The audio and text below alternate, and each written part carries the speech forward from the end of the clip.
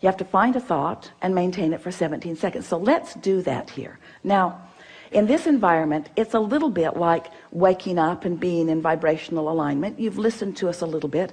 We gave a powerful opening that is in perfect vibrational alignment with the source within you. You resonated with the source within you. It's why you lighted up for us. It's why we thought it was a good idea to bring you here fast, because you were tuned in, because we distracted you till you got your paper out. We distracted I'll throw it away. We distracted you from the vibrational frequency. So this is a good environment for you to practice the vibration of what you're looking for. So it's like you've just awakened, and let's pretend, it's not such a pretending, let's acknowledge, let's assume that you've just awakened, you are in that high-flying place because there's been a suspension of momentum while you sleep, and now it's your intention to maintain that vibration alignment. Do you think the best idea is to take the issue that matters more to you than everything else put together and contemplate that now? No. Because if you do, it's sure, isn't it, that you're going to lose your connection. So what we want to convey to you, what we want you to all hear from us, if we can convince you that the connection is what matters and solving that problem isn't, if you can hear that, because if you can sustain the connection for a little while, the problem will evaporate, because in the absence of the vibration of it within you, it can't continue to be your experience. So have we convinced you that what matters is the alignment? That's what matters is the alignment. What matters is the alignment. What matters is the alignment, and the subject doesn't matter. Now that's hard for you to hear, isn't it? Because you've been working hard. You told us you've been working hard, you've been trying hard. You try hard to get from where you are to where you want to be, and we want you to understand, and we know it must just be so irritating to hear this. You've been wasting your time. Can't get there from there. The harder you try, the more you practice the vibration of resistance. And then the louder you ask, but the more you practice the vibration of resistance. So you just have to let the things that you want that haven't been coming go for a while. Just let them go. Stop using what you want that you don't have as your excuse to not feel good. In order to sort of drive this point home in a way that you can really hear it, we've begun speaking about your point of attraction. Your point of attraction, do you sort of understand that? If you are the creator of your own reality, and if law of attraction is responding to your vibration, then doesn't it make sense that you're standing with a habit of thought, with a pattern of vibration that is being responded to, your point of attraction? So if you're fearful all the time, your point of attraction is very far from what you really want. If you're ornery all the time, or a lot of the time, your point of attraction is different from what you want. Your emotions are your indicator of what you're doing vibrationally. Have you been listening to us long enough to sort of understand what we mean by that? You were source energy before you came into this physical body, and a part of you came into this body. A part of you came into this body, but the larger part of you is still non-physically focused. Just deal with that. Humans want to call that your soul, or God force. We want to call it that non-physical eternal part of you that you have sprung forth from, but that you're still intricately tied with.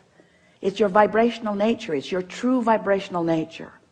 So that part of you adores you. When you're mad at you, you cause a vibrational difference. That part of you loves others. When you find someone who is despicable, Esther loves that word, despicable, you cause a vibrational variance.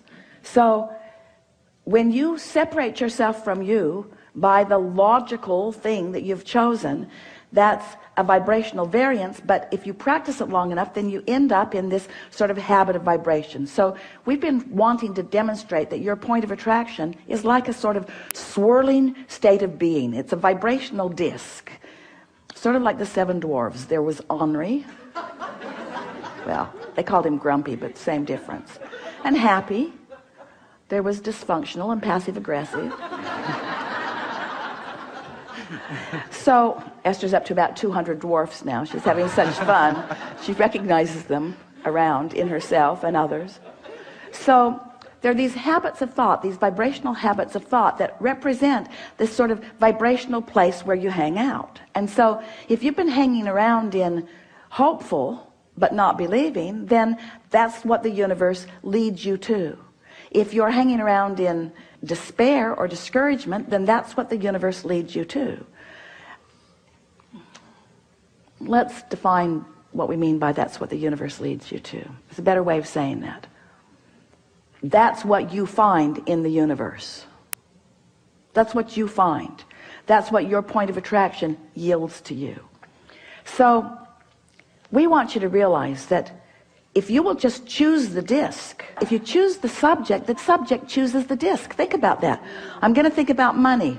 Despair. Not really. It could be optimism, or it could be fantastic journey. You know where you're at relative to that. When you think about wanting a relationship that you've never known, but that you sense is there, that you really want, and you feel lonely or the absence of it, loneliness is in a very different place than joy. So we're saying this to you more clearly than we've ever said it before. Choose the disc by the way it feels, not by the subject that you want to place on it. That's a good way of saying that, isn't it? So when we say, what are you going to think about? Your answer, if it's a really good answer, is anything that keeps me up here. Oh, well, are you going to think about the things that are important to you? No, that would take me down here. Because the things I really want, now we know, you know, we're playing with you because we see you progressing and having wonderful lives in many regards, but you know what we're getting at. Sometimes the things that matter to you most don't make you feel that good because the vibration that you've practiced isn't one of knowing or expecting. Every subject is like a big long stick or a little short stick, doesn't matter. It's a stick. A really big long stick that has two ends on it. On one end of it is what is wanted, and on the other end of it is the absence of what is wanted. And so if you pick a subject where you've been practicing what you don't want, and you say, I'm going to set a goal about this, well, then what you've actually said is, I'm going to set a goal to practice a thought that's way down here. And I'm going to practice it, and I'm going to try, and I'm going to struggle, and I'm going to proclaim my goodness, and I'm going to keep score of where I am, sort of like the things that you were telling us, only we're exaggerating it dramatically. And life's just going to keep giving you the same thing. So you pick your disc by how you want to feel. This morning, Esther was in her sleeping room, and she could hear some children and parents moving through the hallway with great volume. And her first thought was, they should be quiet, people might be sleeping. And her next thought was, they're really having a good time. Now, which of those thoughts do you think was the best thought for Esther to think? They're really having a good time. Then Dad started singing. It was awful. The worst voice ever. But he was so joyful in his singing. And Esther thought, that's really a beautiful thing. I hope no one ever tells him how bad he is at this. So she had the potential of going all over the place, but because she's been practicing that, it's like that's where the thoughts now must be. The thought could start out down here because bad singing is bad singing. In other words, you just know the difference, don't you? So her thought started out here, but because she was here, her thought just had to join her up here. She just couldn't stay down there. Not that long ago, her vibration would have joined her down there. Now, her thought is joining her vibration. Can you feel the difference? That's step 4. I've sustained my vibration long enough that everything in my universe has to join me where I am, or it's going to bounce right off of me. If it's going to join me, it's going to be where I am. I now have creative control of my environment. That's step 4. So let's just start really generally. So you've just awakened. You've heard everything that we've said. We know that you're internalizing it. The audience is with you. So what do you want to say now that you've awakened? This bed is really comfortable. You are brilliant. You are brilliant. The bed is comfortable. What else do you want to say? The pillows are really comfortable. Yeah. All 4 of them. Yeah. Yeah. What else? I feel great. I feel happy. I feel in tune with my body. Yeah. You've got it. You've got it. And any thought like that, now stay there for 17 seconds, and then another, and then another, and then another, and then another, and then do it tomorrow, and the next day, and the next day, and the next day, and the next day, and the next day. And before you know it, we won't be having a conversation about what's missing in your life. The conversation that we'll be having is, you'll say to us or to whoever you're talking to, you know, I just let it go for a while, because I realized that the subject that was so important to me had me sort of bound in a frequency that wasn't good for me. So I just let it go for a while, and I just focused upon the things of my life that felt really good to me. And I did it and did it and did it and did it until more thoughts joined, more thoughts joined. You see, because once you sustain this, even for a little while, the manifestations that start flowing are more good feeling emotions, powerful thoughts moving into your experience. You begin getting impulses that lead you right where you want to be. What Esther is discovering, now that she's there so much of the time, is that she'll get an impulse to do something that formerly she thought would not have been a very good idea to do it, but she'll do it, and then something will unfold that for just a minute she'll think, oh, I'm not sure if that was a very good idea either, but then that will cause a question to be asked within her that will bring a solution, and she'll realize, I was just led right down a path from where I am to where I want to be. Because she's heard us say, and you have too, that the source within you knows where you are in relationship with everything you want, and knows exactly what the path of least resistance is to get you there. But you've got to try a little bit to be on a vibration of least resistance. And as you start hanging out in a vibration of less and less and less resistance, it's just going to amaze you at first when you realize how smart non-physical is, how caring they are about where you are, how much they know about where you are in relationship to where you want to be. And they'll just guide you and guide you and guide you and guide you. And you know what the best part is? The journey is so fun. You keep thinking it's the destination that's going to ring your bells. The journey rings your bells.